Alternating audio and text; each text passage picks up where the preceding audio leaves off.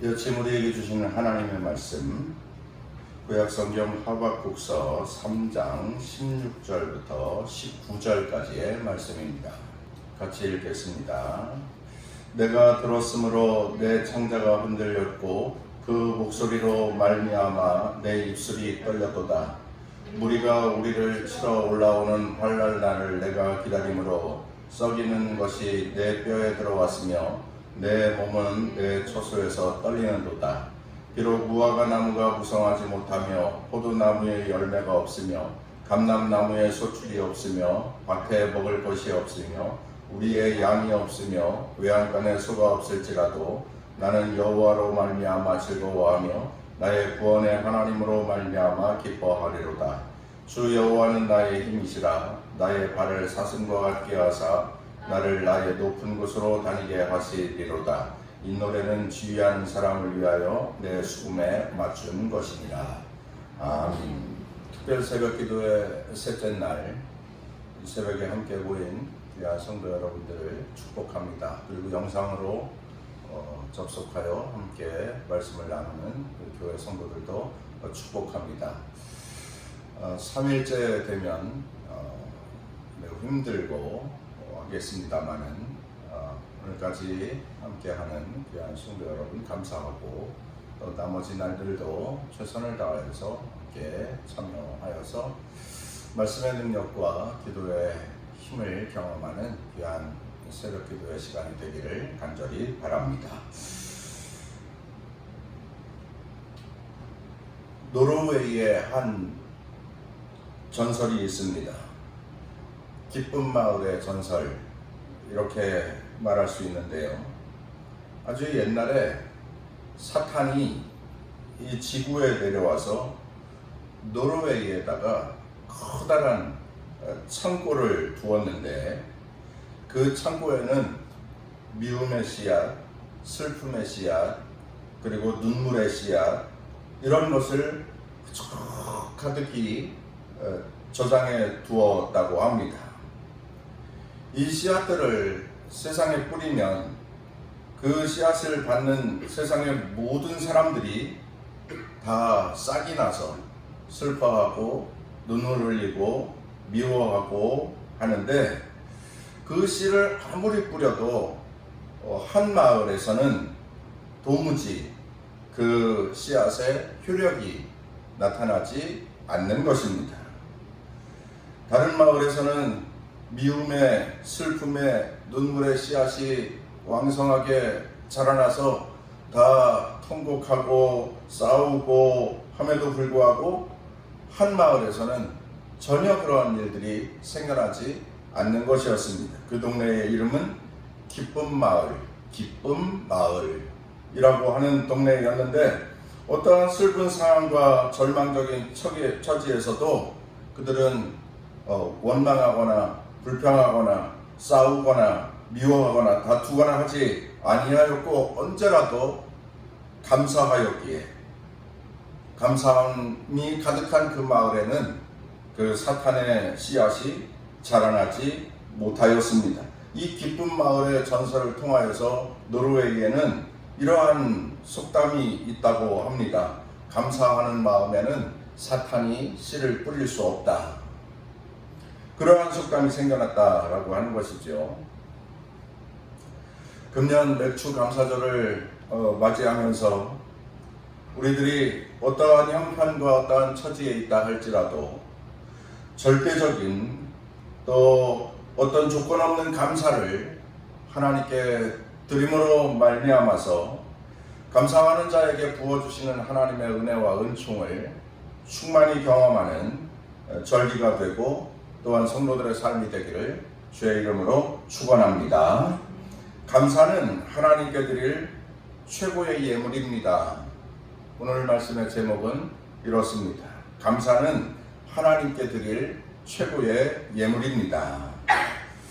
여러분이 잘 아는 그 유명한 구약의 욥이 있습니다. 욥은 하나님 앞에 순전하였고, 또 욥은 하나님 앞에 정직하였고, 또 욥은 매사 인내하며 하나님을 경외하는 믿음을 가진 자였다라고 하는 사실을 우리는 알고 있습니다. 그런데 그가 졸지에 폭삭망하였습니다. 가지고 있었던 경제가 풍성했는데 모든 것이 다 먼지처럼 날아가 버리고 말았습니다. 그리고 사랑하는 10 자녀들을 순식간에 잃어버리게 되었고, 또 믿었던 아내마저 하나님을 욕하고 죽으라고 저주하고 떠나갔습니다. 엎친 데 덮친 격으로 질병이 그의 몸을 엄습하였죠. 온몸에는 악창으로 고름이 터져 고약한 냄새가 찌들어 도저히 견뎌낼 수 없는 그러한 지경에 이르게 되었습니다. 욥은 그러한 상황에 충분히 원망하고 불평할 수 있었습니다마는 자신이 당한 이러한 처참하고 비극적인 재난에 대하여서 그 이유를 알려고도 하지 아니하였고, 오히려 그러한 엄청난 절망의 상황에서도 하나님께 감사를 드렸고 찬미하였습니다. 그래서 욥기 1장 20절 이하의 말씀에 보면 이렇게 말씀되어지고 있어요. 내가 모태에서 적신이 나왔은즉 또한 적신이 그리로 돌아가올지라. 주신 자도 여호와시요 취하신 자도 여호와시오니 여호와의 이름이 찬송을 받을지니라. 이렇게 고백하고 있습니다. 참으로 귀한 고백이 아닐 수가 없습니다. 이 어느 사람이 할 수 없는 놀라웠고 신비스러운 신앙의 고백을 그가 드리고 있습니다. 그러니 하나님께 인정받았지, 그러니 하나님께 높임받았지, 세상에 이런 사람이 없다고 하나님께 칭찬받았지, 이런 사람이 하나님의 사람이구나 하는 그러한 생각을 하게 합니다. 우리가 욥과 같이 할 수 있겠습니까? 하는 그러한 생각을 해봅니다. 그렇게 할 수 있겠습니까? 많은 어떠한 상황에서도 사람이 긍정적으로 생각하면서 그 근심과 걱정과 염려, 불평을 이겨내는 그러한 그리스도인의 삶을 살려고 노력하고 힘써야 하는데, 그렇게 노력하는 그리스도인의 삶 가운데 하나님께서 축복하여 주셔서 그 모든 일을 다 이기게 하시고 갑절의 복을 허락하여 주셨던 욥을 향한 하나님의 축복이 넘치는 그러한 성도의 삶을 우리들도 살아갈 수 있게 되기를 간절히 바랍니다. 어려움, 힘든 일들이 누구에게나 다 있겠지만 잘 그것을 극복하고 이겨내어서 하나님께서 베풀어 주시는 갑절의 복을 누리는 귀한 성도의 삶을 살 수 있기를 주의 이름으로 축원합니다. 감사는 하나님께 드릴 최고의 예물이다, 이런 말씀을 지금 드리고 있어요. 오늘 읽은 본문 말씀 하박국서입니다. 하박국 선지자가 살던 그 시대에 엄청난 국가적인 재앙이 찾아오게 되었습니다. 그래서 그 당시 하박국의 마음, 하박국의 심정은 어땠는지 16절 말씀을 보면, 내가 들었으므로 내 창자가 흔들렸고 그 목소리로 말미암아 내 입술이 떨렸도다. 무리가 우리를 치러 올라오는 환난 날을 내가 기다림으로 썩이는 것이 내 속에 내 뼈에 들어왔으며 내 몸은 내 초소에서 떨리는도다. 이게 무슨 말씀이냐면, 당시 세계 최강의 나라, 최강의 군사력을 지니고 있었던 바벨론이 이 하박국의 나라 유다를 침공해 오게 된 것입니다. 아주 커다란 나라가 조만한 나라를 점령하겠다고 전쟁을 선포하고 이제 달려오게 되는 그러한 때가 되었습니다. 풍전등화라고 해야 할까요? 아주 큰 바람이 일어나는데 조만한 불 하나가 아주 파닥파닥거리고 있는 그러한 처지입니다. 날개를 폈을 때 이 날개의 길이가 2m 50이나 되는 커다란 독수리가 아주 조그만한 토끼 한 마리를 움켜쥐고 있는 그러한 형색이다 라고 말씀을 드려도 틀리지 않습니다. 바벨론에게 있어서 유다는 그야말로 한입거리밖에 되지 않는 그러한 처지였거든요. 그런데 이러한 나라, 이러한 국가의 형편을 알게 된 하박국 선지자는 그 사실을 알고 창자가 뒤틀리고 입술이 떨리고 온 몸의 뼈마디가 썩어 문드러지는 듯한 아픔을 느끼게 되었습니다. 그 정도로 진액을 쏟아내는 고통이 그의 마음 가운데 있었다라고 하는 것인데, 그럼에도 불구하고 하박국 선지자는 하나님께 찬양을 합니다. 민족이 당하게 될 엄청난 환난을 목전에 두고 하나님 앞에서 찬미를 하고 있는 거예요. 바벨론의 침공으로 인하여서 이제 얼마 후면 나라는 황폐화가 될 것입니다. 그야말로 쑥대밭이 될 것인데, 그 내용을 이렇게 표현하고 있죠. 무화과 나무가 무성하지 못하며 포도나무에 열매가 없으며 감람나무에 소출이 없으며 밭에 식물이 없으며 우리의 양이 없으며 외양간에 소가 없을지라도 나는 여호와를 인하여 즐거워하며 나의 구원의 하나님을 인하여 기뻐하리로다. 감사의 찬미를 드리고 있습니다. 하나님 앞에 감사하며 찬미하고 있습니다. 하나님께서 이것을 가장 기뻐하시고 하나님께서 이것을 가장 찬송받으신다라는 사실을 알고 감사로 하나님 앞에 영광을 돌리고 있는 거지요. 민족이 전쟁을 해서 승리를 했습니다. 그러한 상황 아닙니다. 경제적으로 부강해져서 부유해져서 감사를 드리는 그러한 때도 아닙니다. 나라의 운명이 바람 앞에 촛불 같고 바벨론의 침공으로 나라 경제는 파탄이 날 그러한 상황이 분명한데도 하나님을 인하여서 하나님 한 분만으로 하나님께 영광을 돌리며 감사 찬미를 드리고 있는 하박국이지요. 이렇게 환경과 처지와는 전혀 상관없이 그런 것에 개의치 않고 절대자 하나님께 감사를 드리는 것을 절대적인 감사, 이렇게 표현할 수 있습니다. 절대적인 감사로 하나님 앞에 감사하는 자를 하나님께서는 기뻐하시고 하나님은 그러한 감사를 찾으신다라고 하는 거지요. 그러기에 하나님의 백성이 하나님 앞에 감사로 예물을 드리는 것을 하나님께서는 최고의 감사로 최고의 기쁨으로 받아주신다라고 하는 겁니다. 설교 서두에 언급하였던 욥도 마찬가지입니다.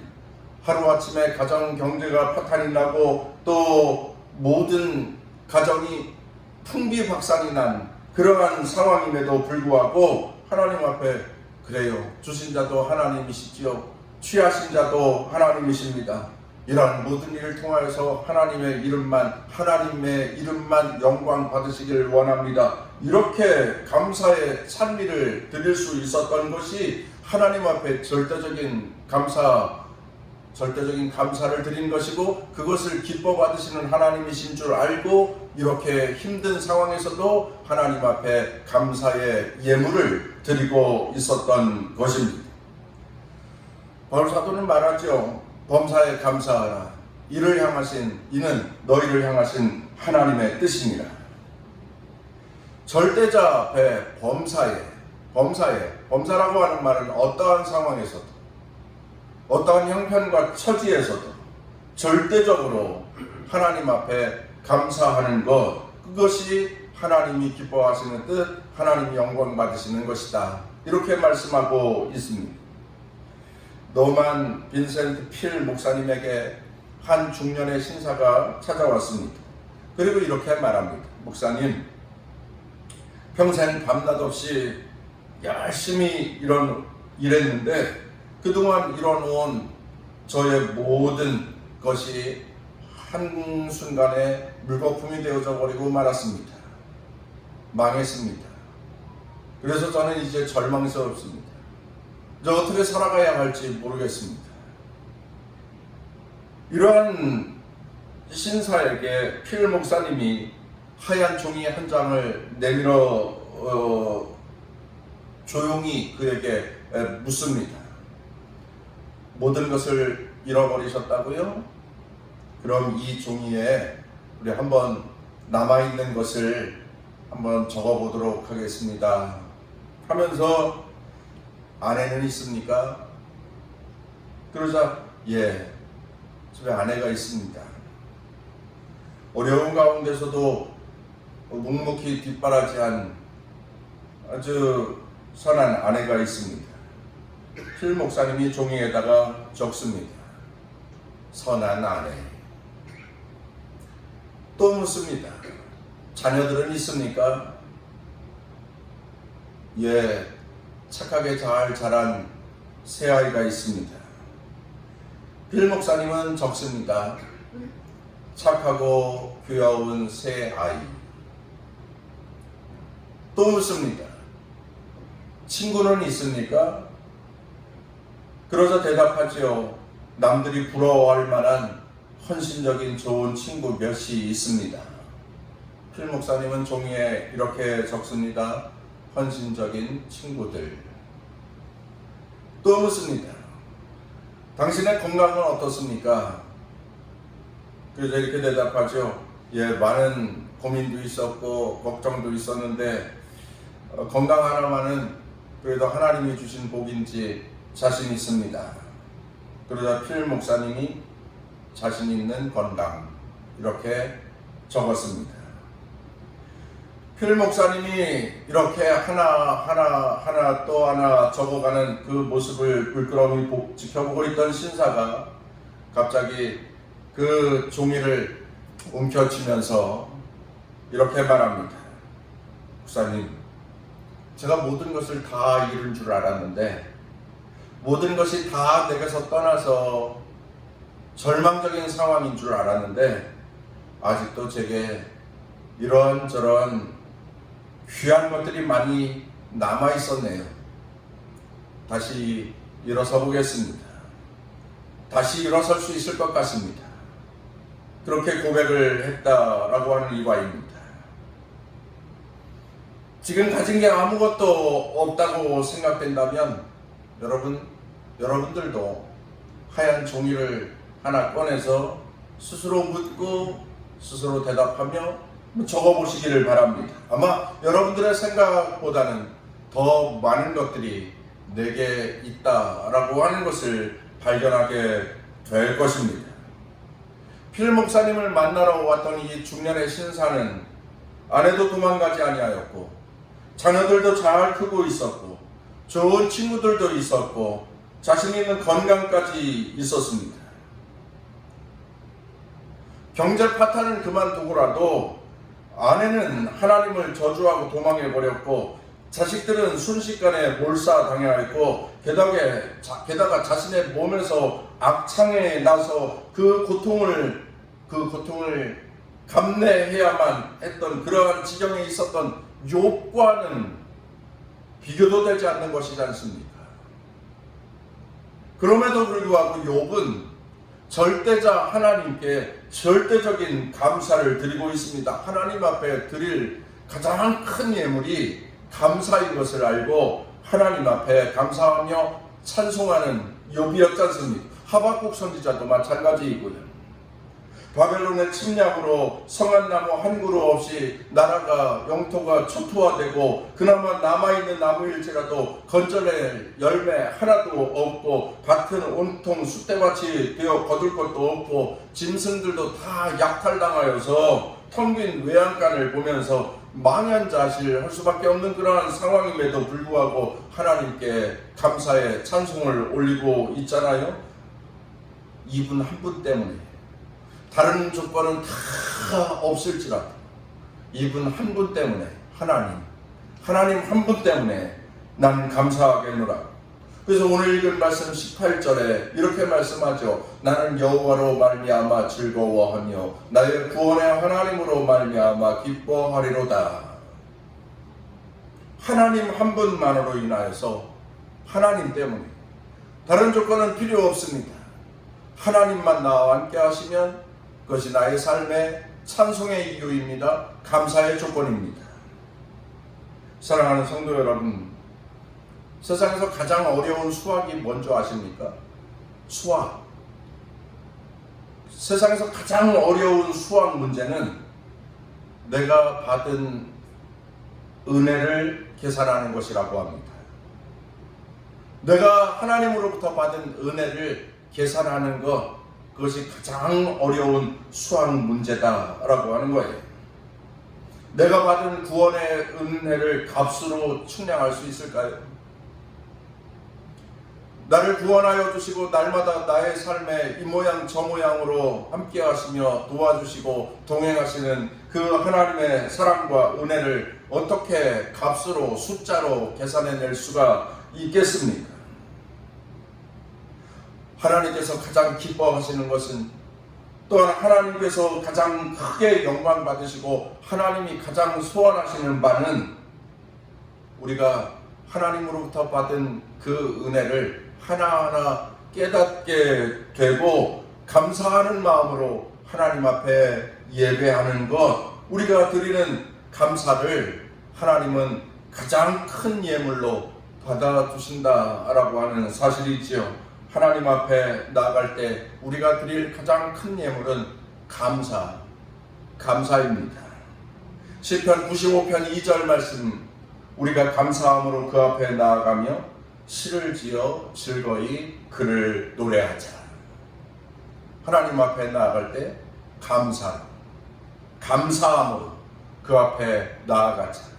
이것을 하나님께서 가장 기뻐 받으시고 이것을 하나님께서 가장 큰 예물로 받으신다라고 하는 말씀입니다. 절대자 하나님 앞에 어떠한 환경과 처지에서도 절대적인 감사를 드릴 때 최고의 믿음을 가진 성도로 사는 것입니다. 하나님 앞에 절대적인 감사의 찬미를 드림으로 놀랍고 신비로운 하늘의 복을 누리시되 이제까지 경험할 수 없었던 갑절의 복을 우리 사랑하는 성도들이 누리게 되시기를 주의 이름으로 축원합니다. 원백 주자를 통하여서 감사하며 찬미하며 주님 앞에 나아가는 우리 남동 동산교회 성도들이 다 되시기를 주의 이름으로 축원합니다.